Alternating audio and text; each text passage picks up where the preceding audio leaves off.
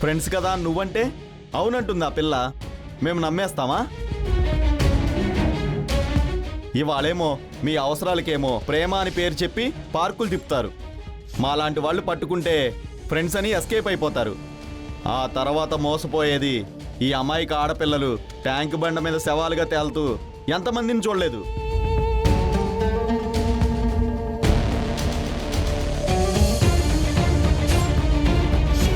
తమ్మి ఇవన్నీ వద్దు, ముందు తాళి కట్టు.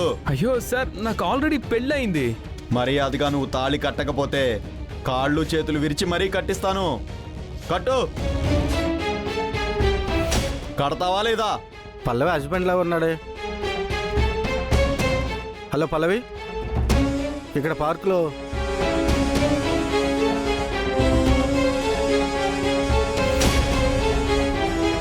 ఏంటి అలా చూస్తున్నావు? తాళి కట్టు. కడతావా లేదా కాళ్ళు చేతులు విరగొట్టమంటావా? తీసుకో తాళి. కట్టమంటున్నాడుగా, కట్టు.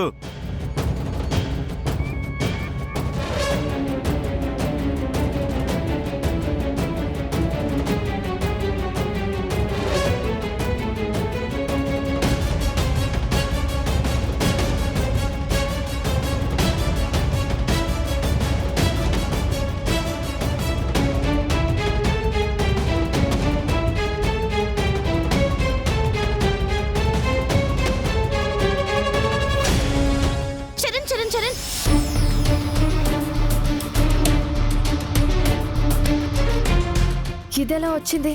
ఎవరమ్మా మీరు? మీరు తప్పు చేస్తున్నారన్నా. తప్పు కాదు, వాళ్ళిద్దరికి పెళ్లి చేస్తున్నాను. అదే తప్పు చేస్తున్నారంటున్నాను. తినకు ఆల్రెడీ పెళ్ళయింది. నేనే ఆయన భార్యని.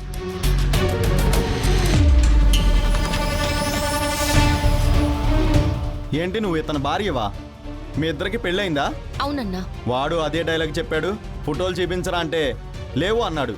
కావాలంటే చూడండి, మేమిద్దరం భార్యాభర్తలం. మాకు పెళ్లి జరిగింది.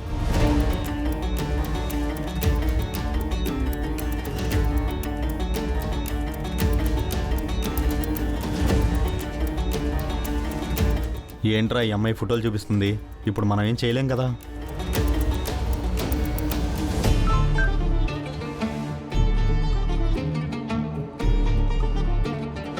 అన్నా, ఆల్రెడీ మనం డబ్బులు తీసుకున్న ఆవిడ ఏదో ఒకటి చేసి పెళ్లి చేయమని చెప్తుంది.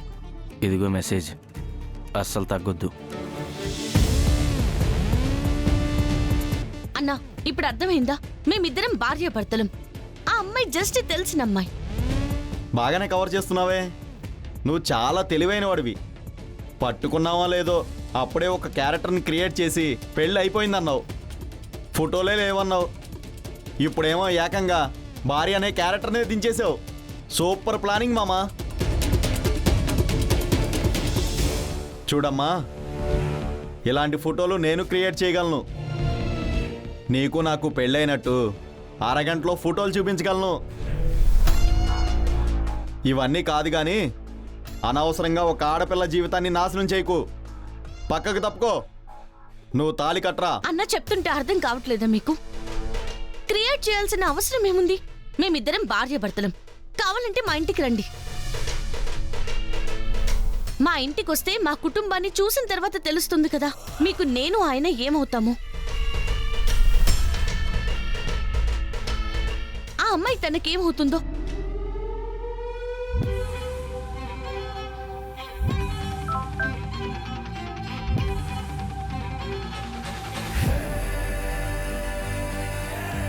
అమ్మా, ఇదంతా దీని స్కెచ్చా?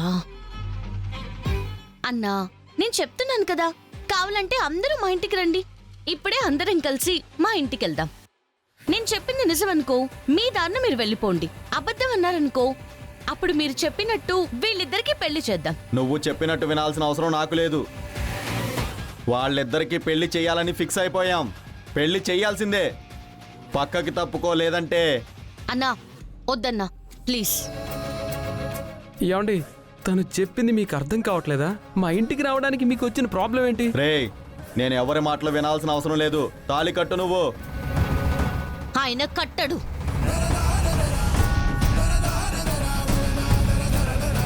పెళ్లి జరిగిందని ప్రూఫ్ చూపించా. నమ్మనంటున్నారు. మా ఇంటికి రండి అంటే రానంటున్నారు. పెళ్లి చెయ్యాలి అని అన్నారే అనుకో. ఏయ్ ఏంటి మాకే ధమ్కి ఇస్తున్నావు? నీ ముందే తాళి కట్టిస్తాం, ఏం చేస్తావు? కట్టించి చూడండి. ఏయ్ తాళి కట్రా.